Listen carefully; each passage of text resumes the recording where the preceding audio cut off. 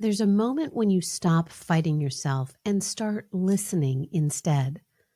In this week's episode with Leah Hortin, intuitive eating counselor and anti-diet health coach, we explore what it means to come home to your body after years of noise, control, and confusion. This conversation, it's about nourishment, trust, and the quiet freedom of being at peace in your own skin. Keep listening.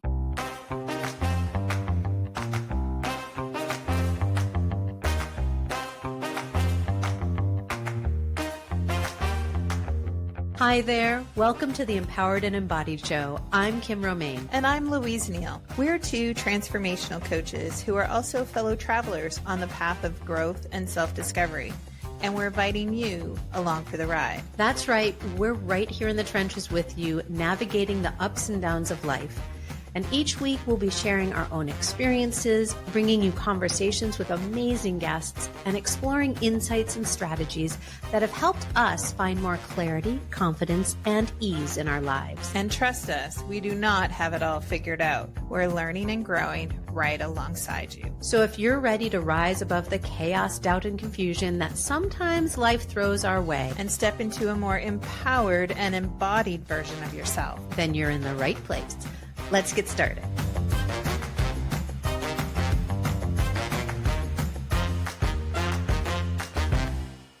Hello, everybody. Welcome back to another episode of the Empowered and Embodied Show. I am one of your co-hosts, as always, Kim Romain, joined by the lovely and fabulous co-host of mine. That's me. I'm Louise. I'm excited to be here. I feel like I haven't been here for a while, but that's just not true. It's just been a week, but here we are back again. And we have such a wonderful guest. We're going to have a really great conversation. We're joined today by Leah Hortin. I'm an intuitive eating counselor, and I am so excited to be here with you guys today. Leah, we are so excited to have this conversation with you. I know it's going to go in some fabulous directions. So let's just let the world know a little bit more about you. So as you said, you are a certified intuitive eating counselor and health coach who helps people break up with dieting, heal emotional eating. Oh, had I known you years ago, and build a respectful, caring relationship with their bodies. After spending a decade stuck in food guilt herself, scale obsession, and body shame, all under the guise of quote unquote health, Leah realized that true well-being starts when we stop trying to shrink ourselves. Amen to that. And that shift changed her life, her business, and her entire purpose. Now she supports others through the same transformation with a mix of honesty, science, humor, thank God, and compassion. Leah, again, thank you for being here. We're so glad to have you. I'm so glad to be here and to have this conversation. I think a lot about like what I learned about quote unquote health and like the things that I've done in my journey. And we have so much misinformation out there that I would love to have an opportunity to see if we can change the direction here a little bit of how we're going and the direction we're going with body image and wellness culture. It's not a pretty one. No. And it's so interesting that you use that word misinformation, because I think so all three of us in very different ways deal with misinformation, right? You deal with misinformation around health and what our bodies need really to be nourished and what that means to be nourished and nurtured inside of our bodies. I work in the way that the misinformation of our collective, those societal norms that have conditioned us to have to think a certain way and show up a certain way and run our businesses and our organizations a certain way. And then Louise does this amazing work around perimenopause and menopause and all of the misinformation there. And yes, health related, it's very specific in terms of what happens to our bodies as we age. So I feel like that's a really interesting place to actually start, is like, how did we get here? How is there so much misinformation in the world? Well, it's really easy. Follow the money. There is so much money to be made, like specifically like diet culture, right? Dieting has been around for centuries, honestly. And it's really ramped up in the last 100 years or so. And that's because there's a lot of money to be had. They're constantly changing what is the best or correct diet that you should be on, what even beauty ideals are at the time is constantly evolving. Right now we're seeing like a huge upswing in like GLP-1s, right? With like the Ozempic and Wegovy and Mounjaro and all of that. And these are like pharmaceutical interventions that require people to be on them for the rest of their life in order to sustain the results, right? And that is really at the root of this, and why the narrative is so big is because it is such a big industry. The diet industry as a whole, I think the last projection I saw is like $90 billion annually.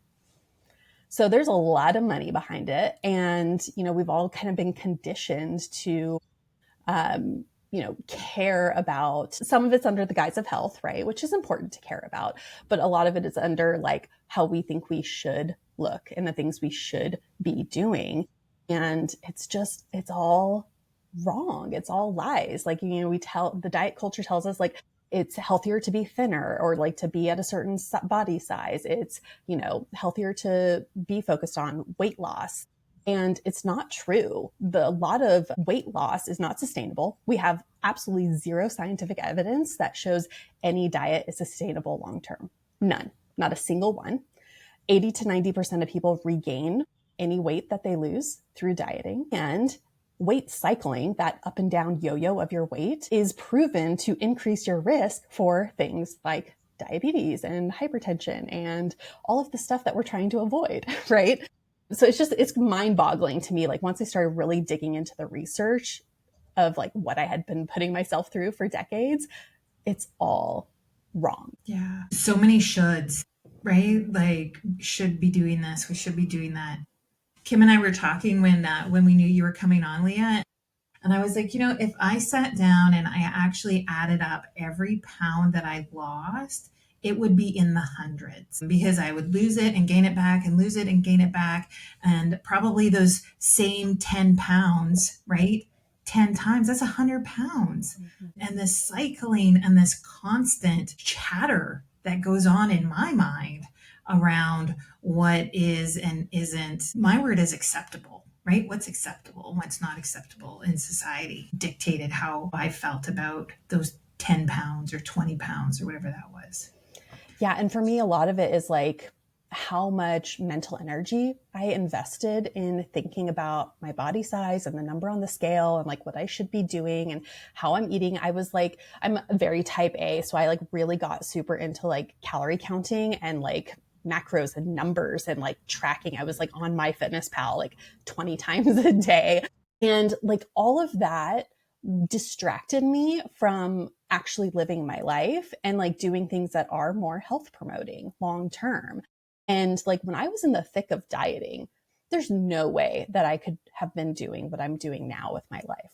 I couldn't have had the mental capacity or brain space to start a business or to, travel the world like my husband and I are doing right now. I've seen even clients of mine that like once they finally break free of this diet culture and thin ideal, they've gotten out of bad relationships and like had job changes and asked for the promotions and the raises. And like, there's so much more that we're capable of when we don't have food thoughts and body thoughts occupying our brain. For me, it felt like 80% of my waking moments at the height of my disordered eating. This feels like conversations that I've had around other areas of oppression. So like, talk to me about that. Talk to me how diet culture is a tool for oppression.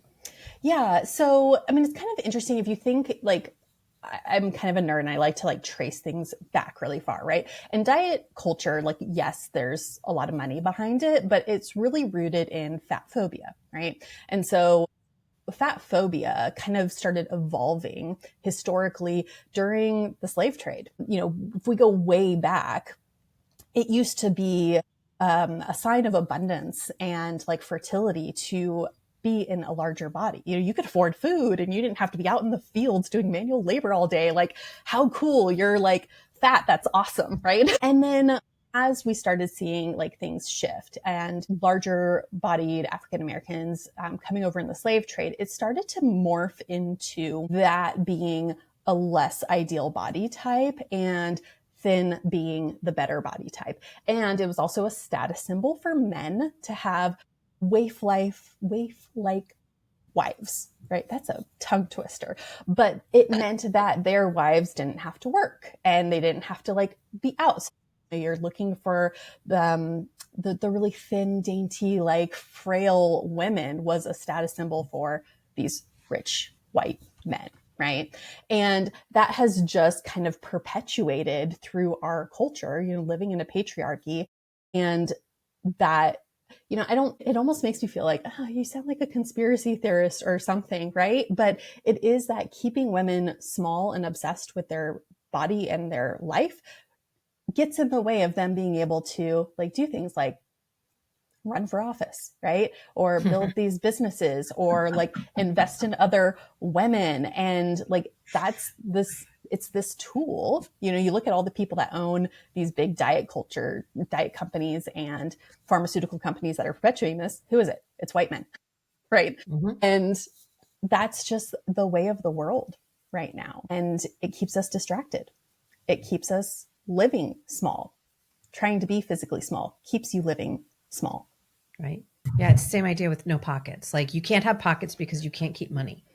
Yeah. You can't carry things because if as a woman you carry something, right, and this goes way back, it's not our current thought, but if you were carrying something, there was something wrong with your status as a woman. Yeah.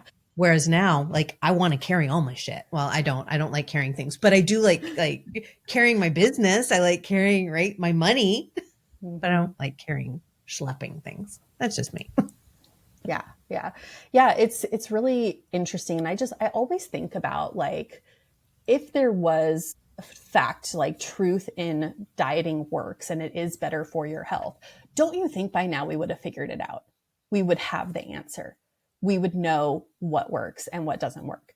And the reality is that we have no freaking clue, right? Like this, you can see like we get a new diet every decade, right? It was the 60s, it was like Weight Watchers, and like the 90s, it was like Atkins, and we've got carnivore and keto and like all of these different things. It changes all the time. And that's because none of it actually works. And they want to keep us on our toes and always looking for the answer, when really the answer is really basic and it's just within ourselves and our like kind of natural body's intuition that we've been taught and conditioned to ignore. Yeah. So interesting. Like as you're talking about the mental load, right? Like that cognitive load that is consuming our energy. I'm like, yeah, yes.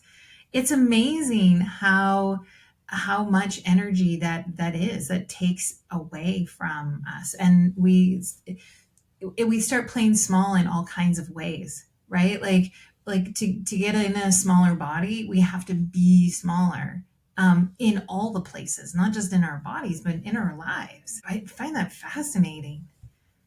Yeah, and if you think about like all that dieting and like trying to shrink your body is doing like on a biological level is like you're creating a caloric deficit, right? You're consuming less energy than your body needs. And what does that do to you? That also keeps you lower energy. You get brain fog. You maybe aren't sleeping as well. If you're like, I went through a phase of like over exercising and under eating, and like it consumed everything. And I physically felt terrible all of the time. And I thought that's what I had to do. And I thought that's what was right. And like, that was the thing, that was the answer. And as soon as you start like getting out of that mindset and like focusing on like how you can support your body and feeling good, all of a sudden I have like so much energy. I can do so much more. I can be more active without it having a negative impact on my body. I can like I just went to Iceland for 3 weeks, and like every single day we're out there, 25,000 steps a day. Like I could not have done that if I was only like subsisting on 1,200 calories a day, right? Like they tell us to do for weight loss. And it just blows my mind, like how much of an impact it was having on my life that I had no idea when I was in it. And I think that's like what I really want people to like realize and like think about is like, what is the bigger impact of this? It's not just like what am I eating and what's on my plate? It's like, what's the ripple effect that this is having by me hyperfixating on the number on the scale?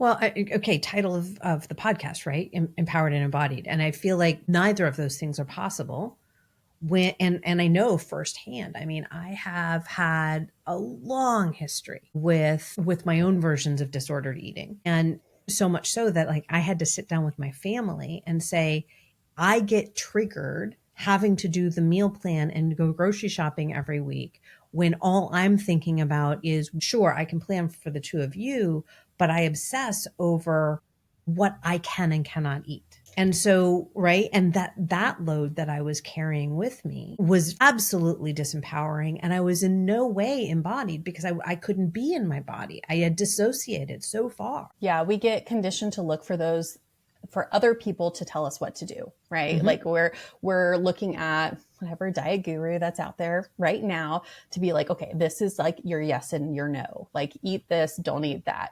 Exercise this much. It doesn't count if you're doing this. Like, oh, yoga doesn't count, or just going on a walk doesn't count. Like we have all of these external messages coming at us. And what it does is it dulls our internal voice and our connection to our body, right? And like, even just like on a fundamental level, we are taught to ignore our hunger cues and ignore our satiety cues. And your hunger and fullness is a basic bodily function. It's like telling somebody to ignore what your bladder is doing, right? Like if you have to go to the bathroom and saying, no, you don't. You've been gaslit into like thinking like you don't actually need to go to the bathroom. That's not what your body is telling you right now. Right. And I teach intuitive eating, which is this getting back into connection with your body, relearning your body cues that have always existed, that we've just ignored for so long that we think that we can't trust them. Right. Because we've been told, oh, you're not hungry, just drink some water. Right. Or this is the right amount of food for you. Doesn't matter, if your stomach still says you're hungry or not. Right. So how do we get back in our bodies? What do we need to do? Because like as you're talking, Leah, I'm like, yes and yes. Like this, were you at my last therapy session? Because it's like this is what we're talking about in therapy, is like how to actually like be in my body while I'm eating food, because that apparently doesn't happen. Mm-hmm. And I actually didn't even recognize that. But tell me and tell us a little bit about like what is intuitive eating? Like how do we get back there? Yeah. So a lot of it is like starting to quiet the noise of diet culture, right?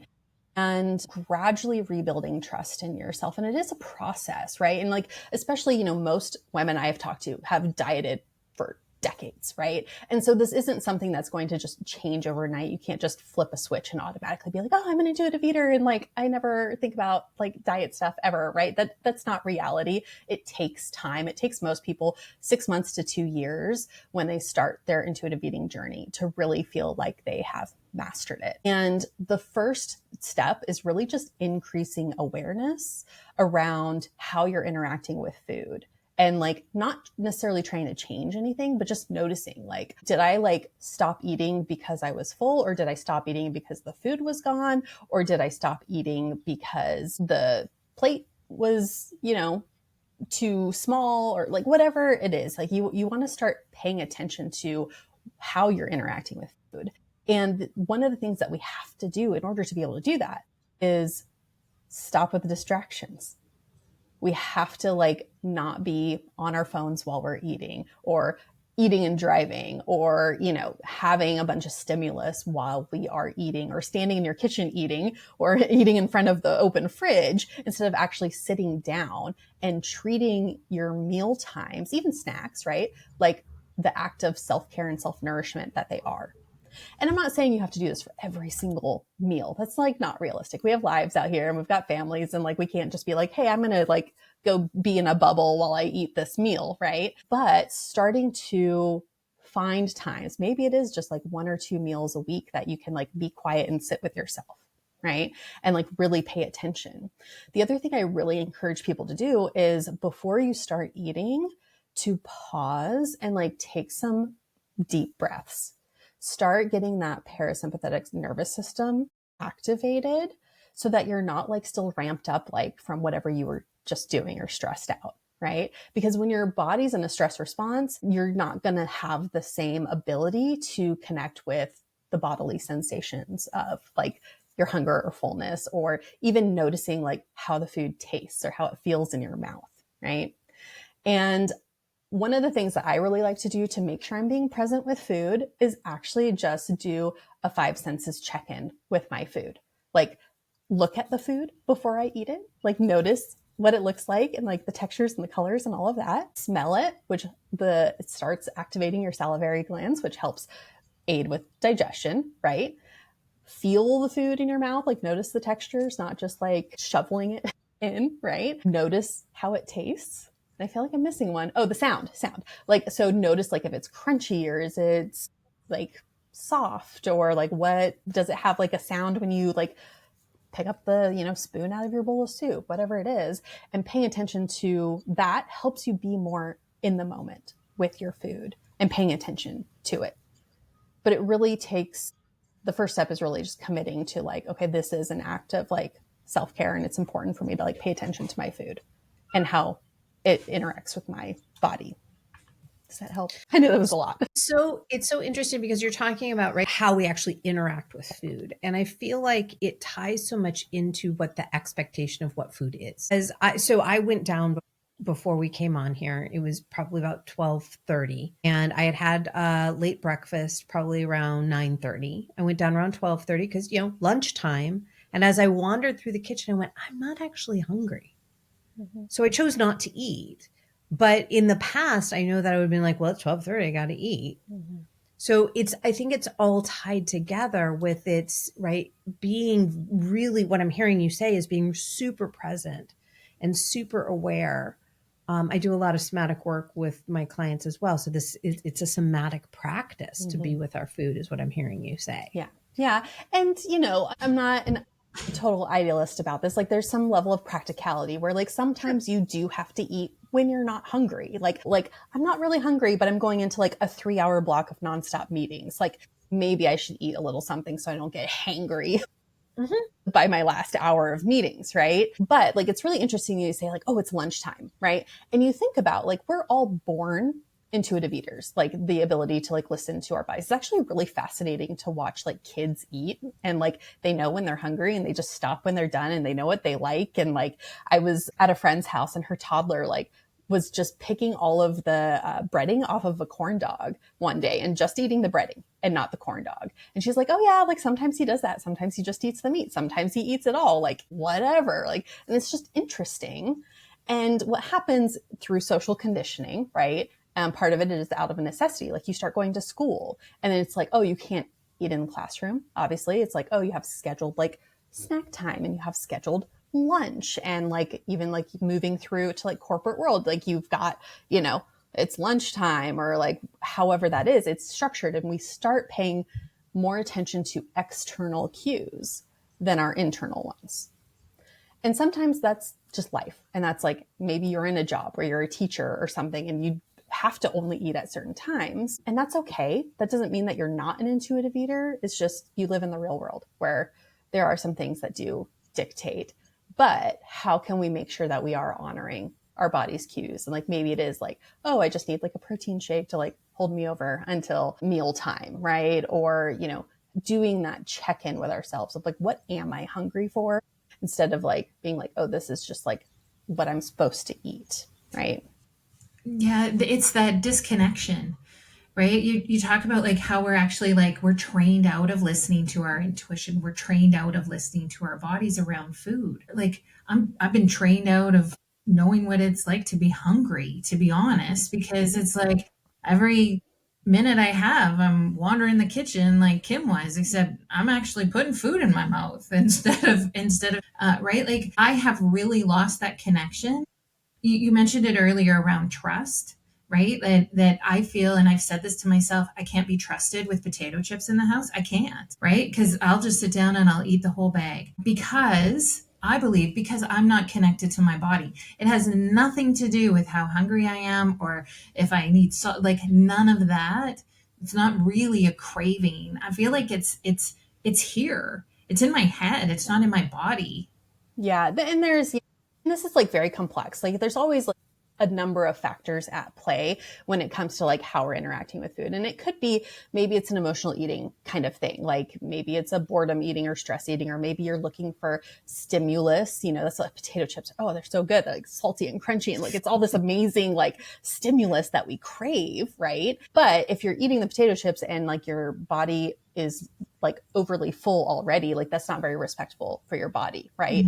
It could also be that you have villainized potato chips in your brain, right? Because you're somebody that lives in a world full of diet culture. We've been taught that potato chips are bad. And it's almost like an act of rebellion, right? We put this food on a pedestal and then it's like, ooh, like I'm eating the potato chips, like, ha ha ha, right? And we're kind of like bucking diet culture. And then we like don't have an off mechanism because we have said this is like a forbidden food, right? But like as soon as you start changing how you think about that food and stop telling yourself that you don't trust yourself around food, right? Because it's going to become a self-fulfilling prophecy, right? The more you think that you don't trust, you can't have any self-control around chips, guess what? The more you're not going to have self-control around chips. What I would do if I were your coach and we were like having a conversation around the potato chips is I would actually encourage you to have potato chips every day at every meal. And I know it sounds crazy. Louise is like, what? I'm I like know. down for this. But With this magic chocolate? it takes the stigma out of it, right? And it starts to condition you to be like, oh yeah, it's just a potato chip, right? It doesn't have to hold any power over me. It's just literally a potato that's been like fried or air fried or however they make a potato chip. I don't even know, right? And the more that you have it and the more that you mentally give yourself permission that, oh yeah, I'm an adult and I make money and I can buy potato chips and eat potato chips literally whenever I want. Like that's the really cool thing about like being an adult, the less you're going to want them. And when you do want them, like you're really going to want them and they're going to be so much better. They're going to taste so good when you're actually craving something. And like, you're just like, oh, that hit the spot. That's exactly what I needed. And you're going to have an off mechanism because as soon as you lose that peak of like, this chip, you get to a point where it's like, now it's getting like too salty or it's like a little too crunchy or whatever, right? You're able to like stop and set it aside and be like, it's not doing it for me anymore. We'll save it for another day. Instead of right now, you're just on like this default hand to mouth kind of like, complete disconnect. But if you can like really pay attention and make sure you're focusing on the experience of eating the chips, you'll notice when it shifts because it happens with everything. Right. It's so funny because I'm listening to you and didn't mean to invite you on the show for a huge coaching session with Louise and I. But thanks. Like my pendulum has swung the opposite direction where I look at food now and I go, it either doesn't feel good in my body. It doesn't feel good in my mouth. It's like, I eat when I know my body needs nourishment and I eat what sounds good for that moment. But for the most part, I'm like, meh. I really don't want it. It just doesn't sound good. Yeah. And that's normal. That's like, sometimes it's just like a season of life. Maybe there's something going on hormonally or like prescriptions will often like change, your interaction with food or, it's just like, it's okay for food to not be like the center of your world, which like blows my mind. Because when I was dieting, like food was everything, right? 100%. But you can get to a point where it's like, yeah, okay, it's food, it's calories, it's like giving me energy to go about my life. And like, it's okay if that's all it is, right? Which is so weird for me. So weird. It's so weird. Well, because outside of my own relationship with food that I ingest, food for me also, like I love to cook and I'm a very good cook. And so that preparing food and the joy that I get for preparing and serving and being a part of that process, I still enjoy. And then I'm like, but I'm not actually enjoying the food when it's done. Mm-hmm. So that's the weird part for me. It's like, how is food no longer the center of my existence? Yeah. It's cool. Like so many other things that are more important get to be. And this is like, we've been kind of conditioned by diet culture to think of like food is fuel, like, and that's it. And like, it's nothing else. Right. And that's all it should be for you. And like emotional eating is always bad. That's not the case. Right. Like emotional eating can be good. It can be very supportive. If you are in a deep depression and like potato chips are the thing that's going to like make you feel better, like, okay, like that's better than the alternative, right? Also, emotional eating can be positive, right? It's that piece of cake at your friend's wedding. It's ice cream with your kids in the summer. It is, the glass of champagne on New Year's Eve. Like those are reasons that we enjoy food. It's culture. It is connection. It is celebration. There's so much more to food. There can be so much more to food than just how it's nourishing you calorically. It also nourishes us in other ways as well. And that often gets neglected or villainized, right? And I think that villainizing it, like, a lot of people, especially if they're heavy emotional eaters, come to me and say, okay, my goal with working with you is to never emotionally eat ever again. And I'm like, really? Like, I get it. Cause like when you're on one extreme, like you just want the other extreme. I'm like, and it usually, they'll come around after a while, like, okay, yeah, actually like this isn't so bad. But that just shows you like how much of that like mentality is ingrained into us to see food in that way. And I feel like that's particularly North American and in particular United States. Because when we look at other cultures, right, people sit around and it's like that grazing that happens throughout the day and you're making food together and you're sitting. It's just a different connection with food than I grew up with in the United States. Like it's been slightly different with the people that I'm in connection with here in Canada, but it feels very North American. Mm-hmm. Yeah, it does. And, if we look at like, we're kind of going back to like what's actually healthy, right? There are certain areas of the world called blue zones where it's the people that live the longest and have like, the healthiest blood panels and all of that fun, boring stuff. And they are in like Japan and Italy and, they're do different things, but the common thread there is the social connection. The fact that we're eating in community, that we're sitting down and having meals together with family and friends. There tend to be a little bit more active as far as like walking throughout the day and like, just walking down to the neighborhood grocery store just to get whatever they want for like dinner that night or the next night, right? Their pace of life is a lot slower. They tend to also have more passion projects. Like they are more focused on like community or charity, or like there's something in their life driving them that gives them a sense of purpose. And it just like, it's so counter to like our hustle culture here in the US. And there's so much overlap between hustle culture and diet culture. And if our government, society at large actually cared about our health, they would try to be undoing hustle culture and our work-life balance and, looking for ways to reduce stress and have more economic equality. Those are the things that are actually bigger factors when it comes to our health, more so than the number on the scale. Do you think the pendulum is swinging that direction? I feel like in my world it is, but I also live in a little bubble. If you asked me 5 years ago, I would say, yes, I'm seeing like a little bit of a glimmer there. But this whole GLP-1 thing, I think has like really taken us back a lot. And it's really unfortunate. It's, it's the answer for some people, but like diets and bariatric surgery and all of that, it is not proven to be sustainable. And there's a lot of side effects and like people aren't actually addressing the root cause of their like food issues or body image issues by just taking these drugs. And yes, you can do it. Like some people are taking it for medical reasons and like, okay, great. That's, what it was originally designed for, was like diabetes management and that sort of thing. But there's people that are taking it that don't need to lose weight, right?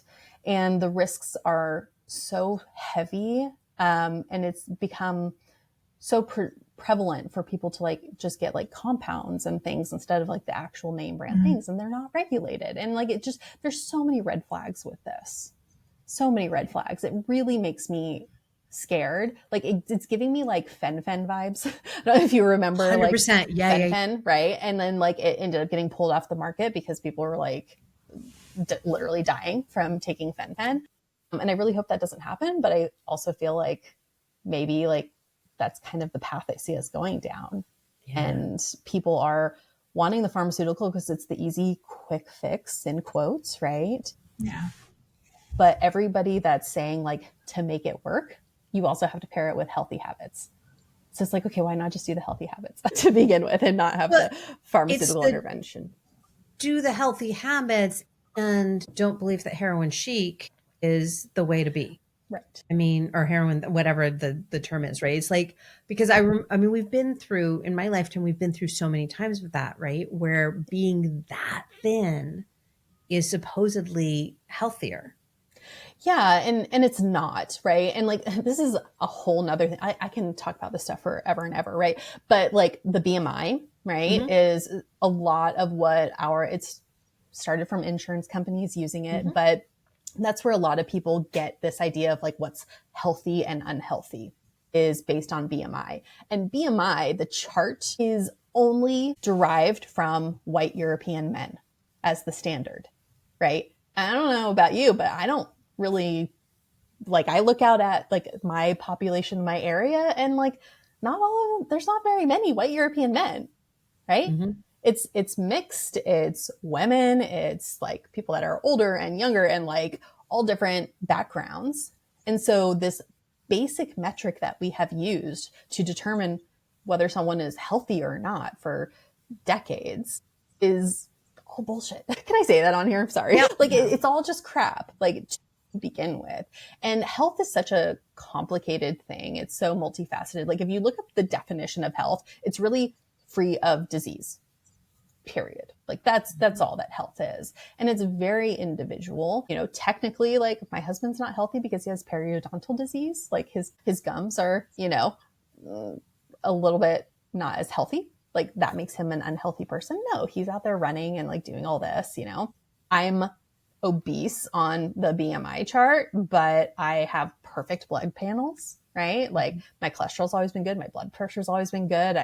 My blood sugar levels are like good. So like, what are we even doing to define what health is? And like, you can, like, to your point, it's constantly changing, right? Like in the 50s, it was Marilyn Monroe and the curves, right? And then like in the 90s, it's like the Kate Moss waif thin, right? And then like the twins, it was like the Kardashian, you know, hourglass, you know, the waist trainers and the BBL is coming out. And like now we're in this kind of Ozempic chic era. And again, like that constantly evolving, constantly changing ideal, it's not actually based in any kind of facts or reality. Talk about distraction, right? Yeah. Let's keep people focused on this thing that's broken, this, right? This path to some unrealistic health goal or look, so that we're consumed by information, misinformation, disinformation. We're consumed mentally. Our cognitive load, our energy is going into something that really not just isn't attainable, but like even if it was, it's not even healthy to be there. Right? It's like when you were talking, Leah, I'm like distraction from what's really important, right? From what's really important to ourselves, and for the collective as well. Yeah. And I think about like just the prevalence of it is mind boggling to me. Like we hear statistics, but like I like to think about it on like a more like individual level. Like let's say you are out at brunch with your 9 closest female friends, family, companions, your mom, your aunt, your niece, your best friend, whatever. And there's 10 of you sitting at the table. Chances are that 8 of you have engaged in disordered eating.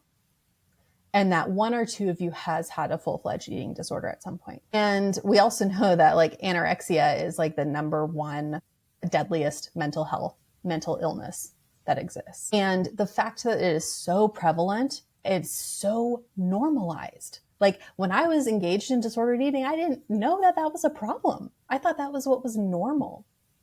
But obsessing about food all the time, thinking about what's on your plate, having a list of restrictions longer than what you can't eat, none of that is normal or healthy.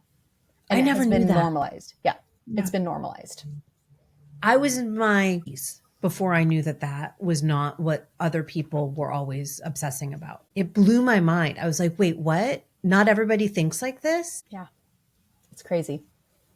And the reality is that most women actually do. Right. Right. But not as many men, which what does that Right. tell us? Right? That tells us that the standards are different. Yeah. Yeah.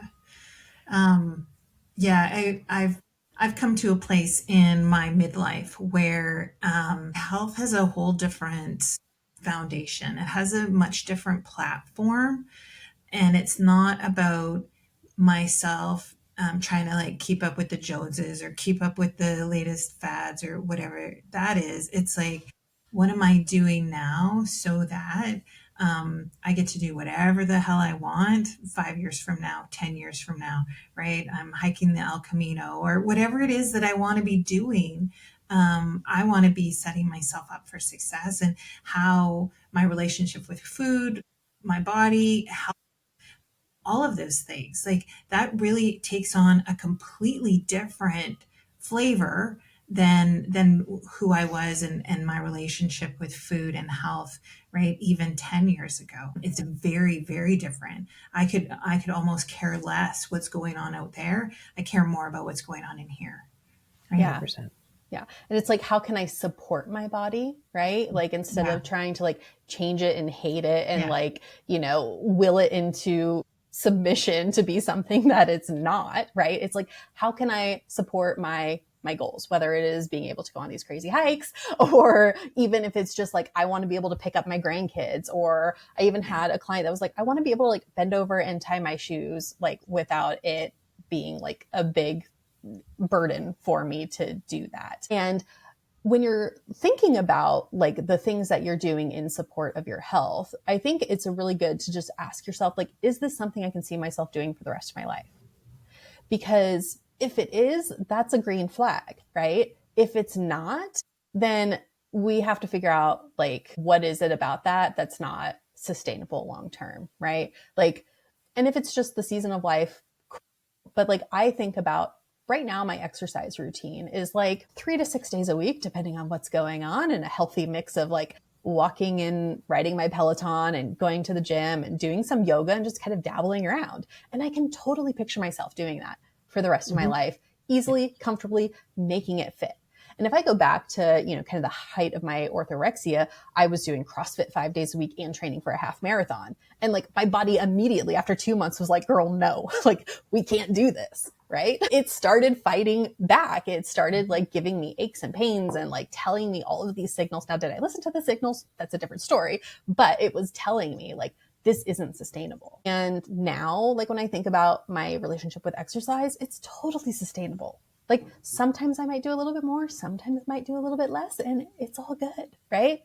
It all works out. It's all supportive. It's working on different things that are important to me, like muscle retention, which is really important for women, especially as we age, flexibility, doing some yoga, walking helps like get my dog out and like, it's just good for you, all of these things. It's such a healthier balance. And I'm not obsessing if I miss a day, right? I'm not worried about it. I think about the way that I interact with food now and like how I meal plan and like what's on my plate. And I'm like, I could totally eat like this for the rest of my life. I'm super happy and it makes my body feel good.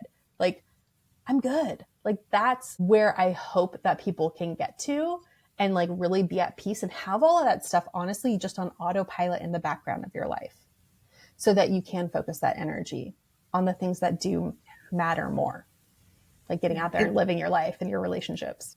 It's that full integration. And we talk about it in all these different, right? We started our conversation with this idea of like, what are the misconceptions? What are the things that we're being told that are not true? And what we're talking about here is that integration. How do we truthfully and honestly want to live our lives in totality, fully integrated as full human beings? That's very different than following somebody else's checklist of what I need to have for my life. But that means that I need to know my own life and I need to know myself and what I want. Yeah. And it's a And that can be process and really it's hard. It's so It's hard. hard. It's Yeah. so hard. Yeah. It's really like an unlearning, honestly. Like it's unlearning what we've been taught to think is important or the way that we should be living our life. And like for me, the gateway was unlearning diet culture first, kind of opened my eyes to hustle culture and like all of these other systems of oppression and things that we've been conditioned to believe about how we should live. And so that was my path. For other people, it might come a different way. And then they realize that, oh yeah, diet culture fits in that model too. But it's all the same. It's all about getting back to the core of like who you are and what you need and what your body needs. Yeah. So you can be a fully integrated human being on your terms. Mm-hmm. Because honestly, you're not living anyone else's life. No. And it's so peaceful once you get there. Yeah. It really is. And I know you don't know it until you're there. Like, and there's nothing I can say to like have somebody understand what it feels like to be there. But I promise you it's worth the heartache to get there because it's a messy process. Deconditioning is messy for sure. So messy, but it's one that's worth it. It's so worth it. Leah, it has been an absolute joy and mind-opening experience having this conversation with you today. I'd love for us to just give one little tidbit, one little takeaway from our conversation today so that our listeners can just kind of put that in their back pocket. I know for me, it's just this last part that we were talking about. It's coming back to self, because that is where all of this stems from. Again, like you said, hustle culture, diet culture, like all of it, the way we just show up in the world, we get to actually make that choice. And that's something that I think is so important that we continue to say. Yeah. Leah, how about for you? I think at the root of this, it's really just about learning to trust yourself and your body. And that's really what's at the heart of this. And the really great thing about approaching this from like the food standpoint is that literally every time you interact with food is an opportunity to build trust with your body and yourself.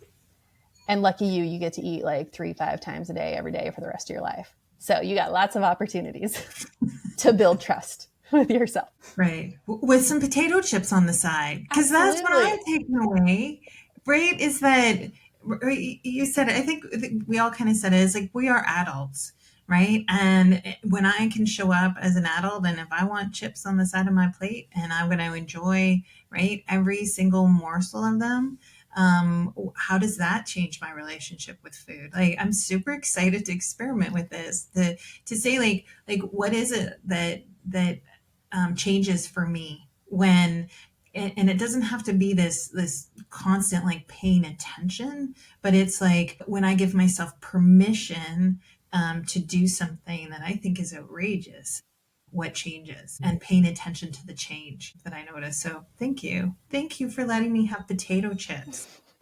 And I expect you to report back on like how this little experiment goes. I totally will. I will report back. I love that you think that potato chips are outrageous.